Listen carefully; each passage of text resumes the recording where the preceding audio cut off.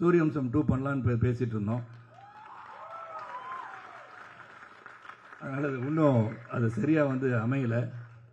அது சூரியவம்சம் 2ஆக இருக்கட்டும், 3ஆக இருக்கட்டும், 4ஆக இருக்கட்டும், எனக்கு 150 வயசு ஆன பிறகு கூட நடிப்பேன். ஏன்னா பத்திரிக்கையாளர் ரெடியாக ஆகிட்டான். சரத்குமார் மென்டல் ஆகிட்டாரு, 150 வயசு வரைக்கும் வாழ்வான்னு போடுவாங்க நாளைக்கு. அது சந்தோஷம் எனக்கு. ஏன்னா ஒருத்தர் 150 வயசு வாழ்வேன்னு சொன்னால் சந்தோஷப்படுறத விட்டு வாழ்வாராம் அப்படின்னு கிண்டல் பண்ணுறது அதிகமாக இருக்காங்க இப்போ. So that becomes news. எது நியூஸை கொடுக்கணும் அதை முதல்ல கொடுத்துடணும். அவங்க சந்தோஷப்படுவாங்க. நாளைக்கு 150 வயசு வாழ்வேன் சரத்குமார் சொன்னார், எப்படி முடியும் அப்படின்னு சொல்கிறாங்க. ரஜினி சார் வந்து பார்க்குற பாபாவே வந்து 4000 வருஷம் வாழ்ந்திருக்கார். ஸோ அதனால் உள்ளத்தால் இன்று பார்த்தா இன்று புரட்சித் தலைவர் இல்லை, மக்கள் தலைவர் இல்லைன்னா கூட இன்றும் வாழ்ந்து கொண்டு இருக்கிறார். அதுதான் வாழ்க்கை. நீ நடந்து சென்ற பாதையில் அடுத்தவர் வந்து பின்னாடி பயணிக்கிறாங்கன்னா பார்க்கணும். So I will live for எவர்ன்றதை உருவாக்க வேண்டியதான் நம் கடமை. அந்த கடமை இங்கே எல்லாரும் செஞ்சிட்ருக்காங்க. நீங்கள் தான் சொல்லிட்டேன், நான் வீட்டை சொன்னேன், உதயகுமார்ட்ட சொன்னேன், பெரியவர் எல்லாரையும் சொல்லிட்டு இருக்காங்களா, யாரை சொல்கிறாங்கன்னு கேட்டேன் நான். அதனால் இளைஞர்களே அப்படின்னு சொன்னேன். இளமையாக இருப்பவர்கள், உள்ளத்தால் இளமையாக இருப்பவர் தான் வந்து இயக்குனராக இருக்க முடியும், மற்றவர்களை இயக்குபவராக இருக்க முடியும். அது என்னை பொறுத்த உடல் ஆரோக்கியத்தோடு இருப்போம். சுவர் இருந்தால் தான் சித்திரம்.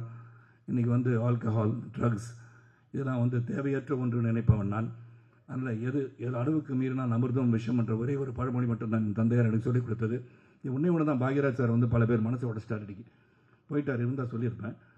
அது மாதிரி சொன்னது வந்து எனக்கு என்னென்னா, 3 நாள் வந்து தொடர்ந்து முருங்கைக்காய் கொண்டாந்தாங்க, முருங்கைக்காய் இருக்கும், கீரை கொண்டாந்தாங்க, சாம்பார் வச்சு கொடுத்தாங்க, ஆனால் ஒன்றுமே செட் ஆகலைன்னாரு. அவர் என்ன சீன் செட் ஆகலைன்னு சொன்னான்னு நினைக்கிறேன், இல்லையா?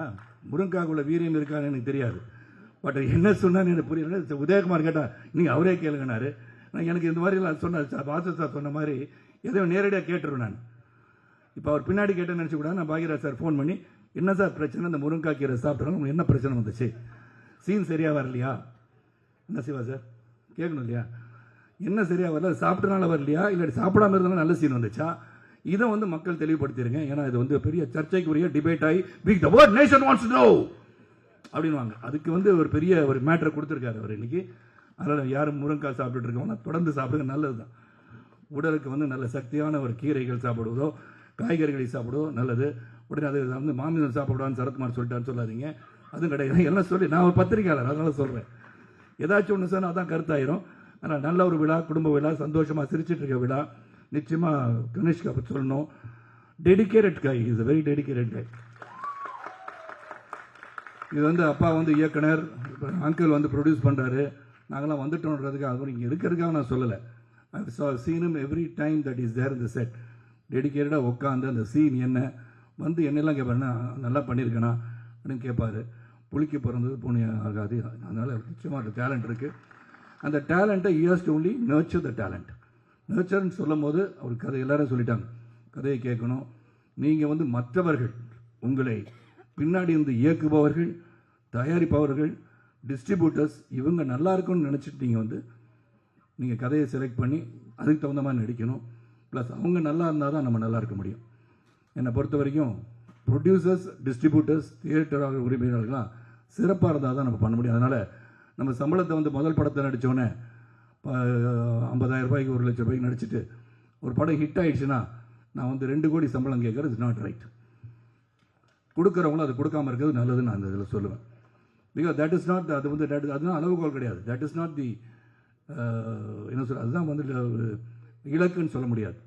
அந்த படம் எதுக்காக ஓடிச்சுன்னு பார்க்கணும். சரத்குமார் வந்து நாட்டாமை ஹிட் ஆகிடுச்சு, சமுதிரம் ஹிட் ஆச்சு, சூரியன் ஹிட் ஆச்சுன்னா சரத்குமாருக்காக மட்டுமே ஹிட் ஆச்சுனோ, இட் இஸ் பிஹைண்ட் இருக்க இயக்குனர், அவர் கதை, அப்புறம் அது வந்து the way it was narrated, cameraman, everybody's team work அது. அதனால் நம்ம வந்து பேலன்ஸ்டாக எல்லாரும் இந்த கலை உலகம் சிறப்பாக பயணிக்க வேண்டும் என்று சொன்னால் நாம் வந்து திங்கிங்கில் எதை எப்படி பண்ணணும், ஒரு குழு அமைச்சு எவ்ரிபடி ஷுட் மேக் மணி. அதுதானே பிரதானம். Economically should have growth. இந்த எக்கனாமிக் க்ரோத் எப்போ வரும்னா நாம் சிந்தித்து பட்ஜெட் பண்ணி அதுக்குள்ளே படம் பண்ணால் தான் திரையரங்குக்கு மக்களும் வருவார்கள். அதை பார்க்கணும். Sathya, hats off to you. Sathya போயிட்டாரா? மேலே மேடைக்கு வந்துட்டாங்க, கீழே வந்து மேலே பற்றி உங்களுக்கு ப்ரமோஷன் கிடச்சிருச்சு. அதனால் சத்யாவோட மியூசிக் பற்றி சொல்லணும்னு தேவை கிடையாது. Is going to be one of the top most music directors in future years to come and wish you all the best. நான் வந்து ஒரு 12 மணிக்கு ஒரு மீட்டிங் போகிறனால நான் வந்து உங்களை விட்டு பிரிந்து செல்ல வேண்டிய காலம் வந்திருக்கு இப்போ இந்த நேரத்தில். அதனால் ஐ தேங்க் ரவிக்குமார், விக்ரமன், இந்த entire team for even having thought of me. Sarath சாரை போய் கேட்கலான்னு நினச்சது எனக்கு பெரிய பெருமை தான். ஏன்னா நம்பிக்கை என் மேலே வச்சுருக்க நம்பிக்கை, அந்த நம்பிக்கை இந்த திரைப்படத்திற்கு வீண் போகாது. It will be one among the hit list and it will be a hit. நல்லபடியாக திரைப்படத்தில் வந்து நேரடியாக போய் சென்று நீங்கள் பார்க்க வேண்டும் கேட்டுக்கொண்டு, அடிக்கடி ரவிக்குமாருக்கும் எனக்கும் சண்டை வரதை பற்றி டிபேட் நடக்கும். அதுக்கு ரவிக்குமார் அவர்கள் தயாராக இருக்குமாறு கேட்டுக்கொண்டு, என்னை வந்து வாழ்த்தி பேசிய அனைவருக்கும், என்னை பற்றி வாஸ் சார் சொன்னாங்க, சிவா சொன்னாங்க, ஜெயம் ரவி சொன்னாங்க, சொன்ன அனைவருக்கும் என் நன்றியை சொல்லி, அனைவருக்கும் பிறருக்கு உதவியாக இருந்து உபத்திரவம் இல்லாமல் உதவியாக இருப்பது தான் மனித வாழ்க்கை. நாம் இருக்கின்ற சில காலத்தில் நல்லது செய்து விடைபெறுவோம். ஜாதி மத மொழிபேதமற்ற ஒரு சிறந்த சமுதாயத்துவரை பாடுபட்டு கேட்டுக்கொண்டு விடைபெறுகின்றேன். நன்றி, வணக்கம்.